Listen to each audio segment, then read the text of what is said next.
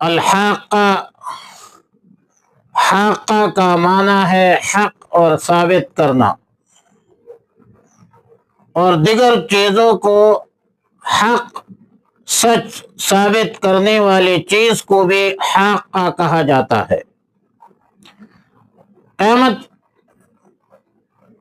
क़यामत पर ये लफ्ज़ दोनों मानी के एतबार से सादिक़ आती है, क्योंकि क़यामत खुद भी हक है और क़यामत का वक़ूअ साबित और यकीनी है।